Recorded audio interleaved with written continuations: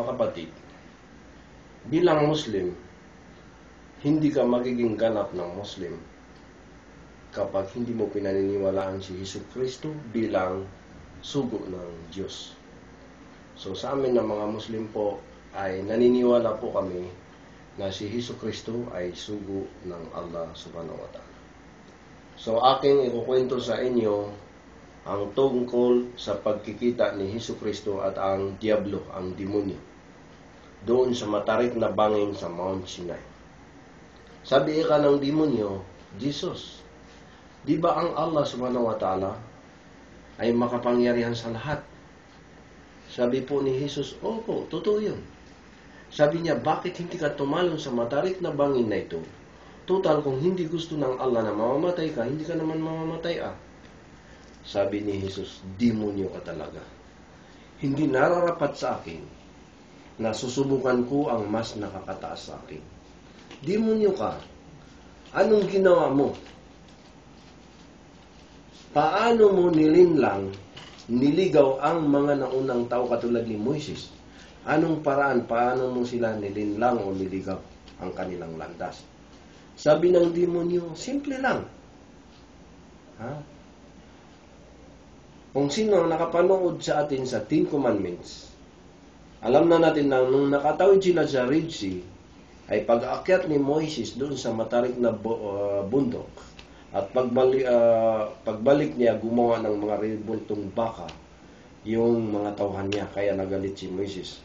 Kaya hindi natin maipagkaila na hanggang ngayon sa India ay maraming sumasamba ng baka. At pati yung baka, ininom nila ang ihi ng baka na samantala ang mismo baka ay hindi niya kayang inumin ang kanyang sariling ihi. So,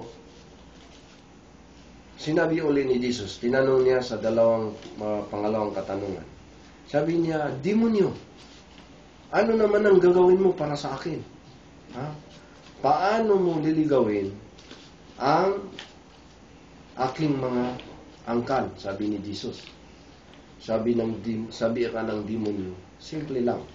So bago natin banggitin yung isinagot ng demonyo, alam na ni Jesus na may susunod sa kanya na propeta, na ang pangalan ay si Ahmad. Yun si Muhammad nung malit siya, na sinabi niya na wa idh qala Isa ibn Maryam ya bani Israel inni rasulullahi ilaykum musaddiqan lima bayna yadayya min at-taurati wa mubashiran bi rasuli ya'ti min ba'di ismuhu Ahmad.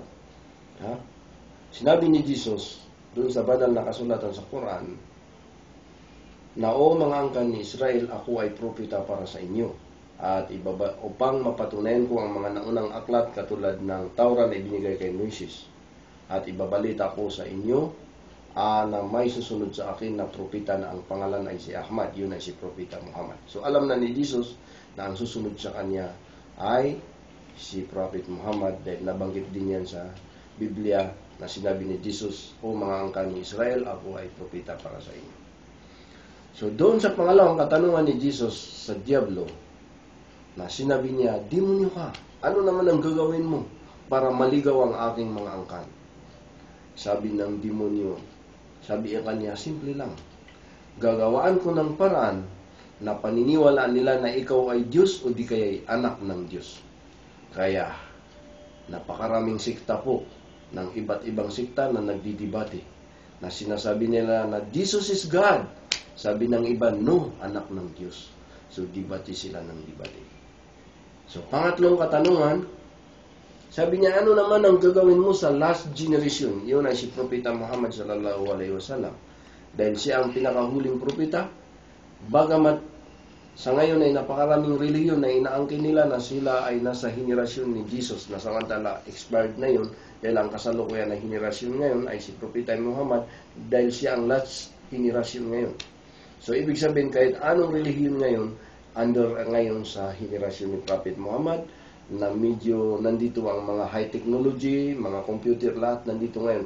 Lahat ng mga makamundong bagay ay nandito ngayon sa huling propeta na si Propeta Muhammad sallallahu alaihi wasallam. So sabi ni Jesus, ano naman ang gagawin mo Dahil alam na niya, dahil binanggit sa Holy Quran, nasusunod sa kanya si Prophet Muhammad dito sa last generation. Ano naman sabi niya ang gagawin mo sa last generation? Katulad ng susunod sa akin na si Prophet Muhammad sallallahu alaihi wasallam. Sumasa kanya nawa ang pagpapala at kapayapaan. Sabi ng demonyo, simple lang, gagawin ko silang makamundo. Kaya ngayon, lahat ng puro nasa kukuti ng tao ay puro mga makamundong bagay. Ha? Kung uuwi ka ng Pilipinas, na galing ka sa abroad, na kaunting singsing lang, na isinusuot mo ay papatayin ka ng kapwa mo dahil sa makamundong pagnanasa. Kung ang kapatid mo na barangay kapitan ay sinuhay kanya, ay papatayin mo siya dahil sa makamundong pagnanasa. Kung ang kapatid mo na barangay kapitan o gobernador, mayor, papatayin ka dahil sa makamundong pagnanasa. Punong-puno ng mga makamundong pagnanasa ang ating kukuti. Bising-bisi tayo sa mundong ito. At kahit na ang pinagmulan natin ng mga magulang natin, kung halimbawa tayo ay nagtatrabaho dito sa foreign country, lalo na Saudi Arabia, ay kinalimutan natin ang ating mga magulang. Makakain man o hindi na natin sila pinapadalhan dahil tayo ay punong-puno ng mga makamundong bagay, makamundong pagnanasa. So yun ang pinag-usapan ni Hesus Kristo at si demonyo, ang tatlong bagay na yun, na siguro sa ngayon ay yan ang tunay na nangyayari ngayon, mga kapatid. Kaya ibig sabihin, yung tatlong pinag-usapan nila, yun ang tunay na mga pangyayari na nangyayari.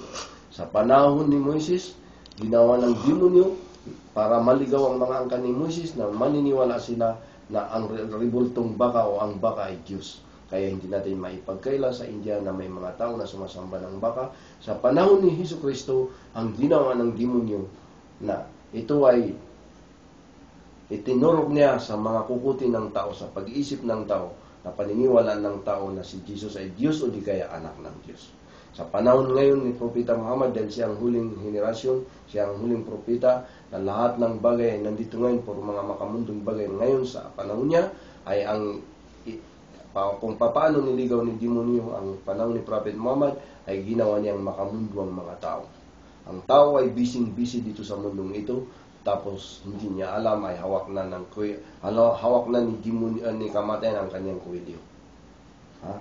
Iniisip mo na pag uwi ko sa Pinas, pag nakarating ako sa Pinas, tatayo ako ng mga magagandang building, bibili ako ng mga Mercedes-Benz, kung ano-anong magagandang sasakyan, pero hindi mo alam, hawak na ng kuwilyo ni kamatayan. So, mga kapatid, maging mayaman ka o pulubi ka dito sa mundo, lahat tayo ang katotohanan, lahat tayo ay nakapila sa libingan o kamatayan. Kung tama ang paniniwala mo, ang naghihintay ang paraiso, na ang katangian ng paraiso, hindi ka nasasamba at hindi ka na mamamatay. Magpakalugod ka ng kasayahan doon sa paraiso. Pero kung mali ang pagsamba mo, ay ang naghihintay ang impernong apoy. Dahil ang sinasamba nating Allah subhanahu wa ta'ala ay perfect God, sapat na ang kanyang kapangyarihan. Ha? Hindi ibig sabihin ng lahat ng tao sa mundo ay sasamba sa kanya ng tamang pamamaraan, mag-Muslim lahat ay madadaragdagan natin ang kapangyarihan. No, dahil siya ay sapat na, perfect God.